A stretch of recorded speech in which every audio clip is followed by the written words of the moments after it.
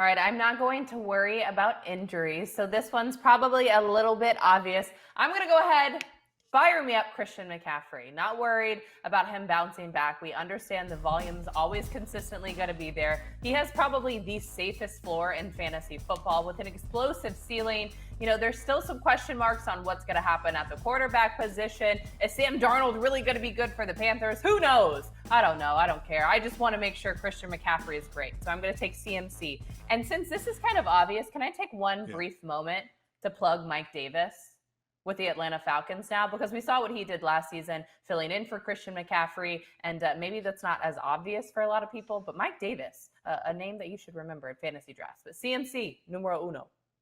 I love that you took that opportunity to, it's like when you have a speech at the Golden Globes, you're like, you know what? And now that I have a moment, I want to talk about this album that I'm putting out or anything. Like, that was perfect. I like Mike Davis too. Florio, you're on the clock at number 2 and you're going with? Yeah, if Christian McCaffrey is an easy pick at number 1, I think Dalvin Cook is an easy pick at number 2. The guy was the RB2 last year after being the RB6 the year before, but he's been a top 3 fantasy running back and fantasy points per game the last 2 seasons. And he led the NFL in touches per game last year, and he was averaging nearly 140 yards per game. The Vikings offense runs through this guy. I mean, what else do I have to say? He's going to get a lot of touches and score you a lot of fantasy points. He is a great pick at number 2. Yeah, I would even say that you can make the argument for him at number 1 if you wanted to go in that direction, but I think that it's going to break out probably this way. And for me, sitting at number 3, I think is probably the most unenviable situation because you miss out on both those guys unless something crazy happens. And I'm going to do something a little nuts right here. I'm going to go with Derrick Henry. And I know, and everybody's like, what format is this, Rank? Here's what format it is. I don't care. My thing with Derrick Henry is that he is one of the top running backs in the NFL. I know a lot of people fear regression. They fear all the carries that he had last season, but he's a different human being. When he was walking the halls of the NFL Network, one fine day, I saw him from a distance and I'm like, oh, I wonder what lineman's here today. Oh, wait, it's Derrick Henry. Like, he is just a different person. I think that he's somebody that can carry the ball 400 times a year. It's not going to bother him. I also think, too, that people are making too much of an issue of Arthur Smith going to Atlanta. Like, everybody's acting like Arthur Smith all of a sudden became Sean McVay. All he did was give the ball to Derrick Henry. Like, Mike LaFleur couldn't figure that out. Arthur Smith, it's almost remedial that he just came in and was like, oh, let's just run the ball. Okay, cool. Like, and Arthur Smith was just a quality control guy, tight ends coach, and now the current offensive coordinator was a tight ends coach. Like, can you give the ball to Derrick Henry? Then I think, okay, fine. Then I think the offensive coordinator situation is overblown. So let's go back to number 4. Kim, who are you going to take at number 4? Well, you just made that really easy because I thought you were going to take this guy at number 3. No shade for Derrick Henry. I love Derrick Henry. But isn't the obvious answer here Alvin Kamara? I actually made an argument on Fantasy Live, our preseason show, that I would maybe actually take Alvin Kamara first overall, which is a little bit spicy because everyone's worried. Who's going to be the quarterback? Is it Taysom Hill? Is it Jameis Winston? It doesn't matter because no matter the situation, Alvin Kamara is going to be dominant. Michael Thomas is out, at least for the first few games for the New Orleans Saints. He is injured, had to have surgery this offseason. And I was actually down in Metairie, Louisiana for training camp with the Saints. And myself and Jim Trotter got an opportunity to speak with both Alvin Kamara and head coach Sean Payton. And we kind of had the question, well, you know, isn't that a lot of pressure on your shoulders? Because not only are you going to be involved in the rushing game, but the passing game as well. And he smiled and he said, no, none of that is a burden. To me, it's a blessing. If you guys want to pass the ball off to me more, I'll go ahead and take it. And then he had his pearly whites and just a smile that you know on Alvin Kamara. So this is easy. Alvin Kamara and CMC, game over. It's a lock. It was fun, guys. Good job. That's not one team, Kim. That's a different team that was selecting 4th overall. I mean, it would be nice if you could stack those 2 players, of course. But with the 5th overall selection, Michael, with those players off the board, which way are you leaning? A lot like Kimmy's pick, I think you guys really made it for me by taking Henry and Kamara. So I'll just go with what I think is the next best available running back in Ezekiel Elliott. And unlike Kamara, I do think the quarterback matters a lot for Zeke. Last year, he was averaging over 23 fantasy points per game with Dak. That number fell to below 12 without him. And if you look at what he did with Dak Prescott and you put it on a 16-game pace, it's 370 fantasy points, which would have been the RB2 last year, with nearly 1,200 rushing yards, 77 catches, 550 receiving yards, and 19 total touchdowns. I'm not saying he's going to put up those numbers, but we know how high the ceiling is if Dak and Zeke are out there together. And I mean, Hard Knocks has been making Zeke pretty likable and making him look like he is in fantastic shape, so that doesn't hurt. The Hard Knocks rub is not only going to help CeeDee Lamb, which we've seen way too much of, but also Ezekiel Elliott. They're going in the number 5 spot. So I'm going to sit here in the 6 hole. And once again, I'm going to go a little bit controversial. I'm going to go against the grain, which a lot of people will not take Nick Chubb in a PPR league because he just doesn't catch the football. But I want to look at the offense and how do the Cleveland Browns attack teams. It's up front. It's running the football. I'm going to be sacrificing a couple of points here and there because he doesn't catch the ball as much. But this is a player that could win you a NFL rushing title. I think he's going to get a lot of opportunities every time that they get near the goal line. And for me, I'll take that. I'll trade off a little bit. If you got to sacrifice in some part there, that's okay. I just want a really good football player who I know is going to start every game with 80 scrimmage yards. He's going to have an opportunity for a touchdown. Any catch that he makes is going to be a bonus. And to me, he's one of the most lock stock players in this draft. And I look at some of these other running backs who are available. I like them all. And I'm looking at some of the picks. I don't know. Maybe I'm too excited about Nick Chubb. But the thing is, I just think he's a good football player on a team with a good offensive line. And I don't think that you can ever go wrong if you do that. So let's go to pick 7. Kim, who do you got? Back on the clock for this one. All right. I honestly feel like I should make the pick. And then honestly, I'd rather give the microphone over to Michael F. Florio because I know how much you love this guy. I'm going to go ahead and take Jonathan Taylor at number 7. Again, this is a little bit of a spicy pick, not because of his ability, but instead because the Colts have not been so lucky this offseason. Carson Wentz is out right now. He has surgery. Their starting left guard is also out with the exact same injury as Carson Wentz. So a lot of people are concerned about this O-line. But if anyone could do anything with it, it's going to be Jonathan Taylor. I think this is going to be an incredible breakout season for him. I listened to all the hype that Florio gives on him, so I just had to snag him, mostly to besmirch Florio so that you couldn't get him at number 8. Well, what are you going to do at number 8 there, Florio? Well, I was going to take Jonathan Taylor if he was there. And then, Kimmi, you did besmirch me a little bit, but it was a great pick. I can't knock you for it. But another one of my guys was there.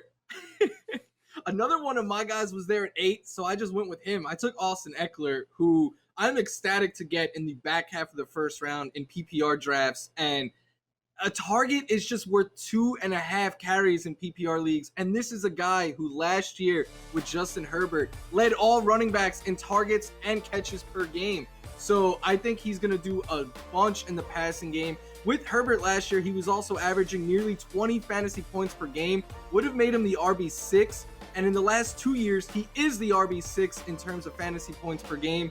I think this guy could finish top 5. And I know it's a little bit, a hot topic to say, but if he gets touches near the goal line, this guy could be like a version of Christian McCaffrey and compete to be the RB1, I think. So very happy to get Austin Ekeler at 8 overall. A couple of weeks ago, Mike, I was on Instagram and I put a photo of Austin Ekeler and I'm like, more and more I need to leave my draft with Austin Ekeler. And there was this kid, his name was probably Tanner. And he's like, oh, why are you taking a backup? And I responded, listen, I think I've been spending too much time on TikTok, but I responded by saying, tell me you're a casual without telling me you're a casual. And honestly, like when I look at this, I might have again, the whole point of a mock draft is to go back and look at some of your mistakes.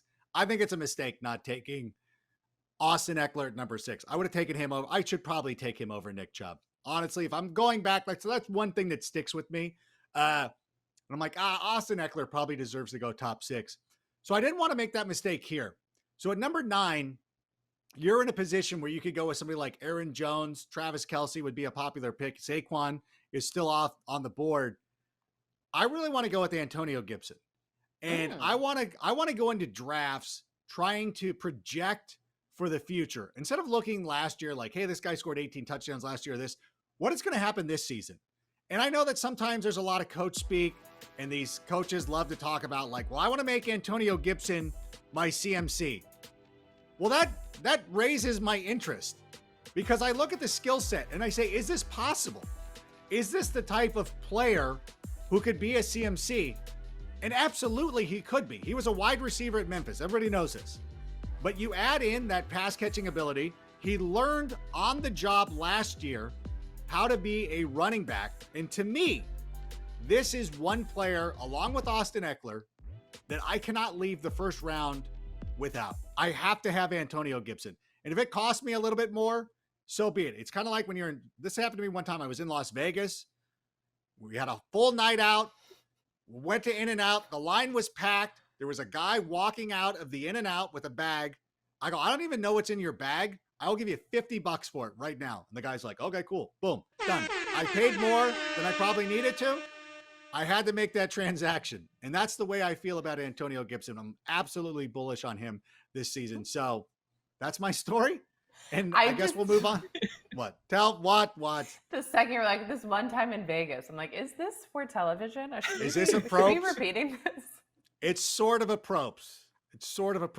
Number 10, Kimmi, go.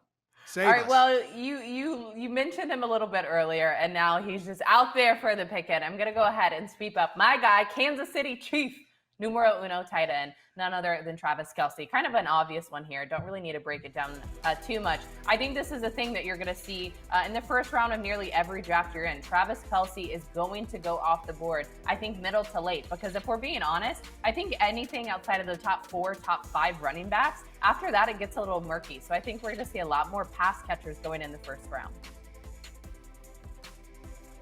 I mean, that's a solid strategy. It paid off last year handsomely for a lot of people, especially, you know what, you're still in especially at the number 10 spot, because you're still in a position to get a quality running back on the other side in the second round. So Florio, you're picking 11th overall. Who is the guy to target? It would have been Travis Kelce. Kimmi got me again with that pick, but with him off the board, I did consider pass catchers like Davante Adams, but I figured I could get a strong wide receiver and on the way back if I went with a running back here. So I went with Saquon Barkley, and here's the secret, right? Like, you don't need to have the best record in fantasy to make the fantasy playoffs. So even if Saquon is limited or gets off to a slow start, I'm okay with that as long as Saquon is Saquon come the middle and particularly the end of the season when he could push me over the top and win me a championship.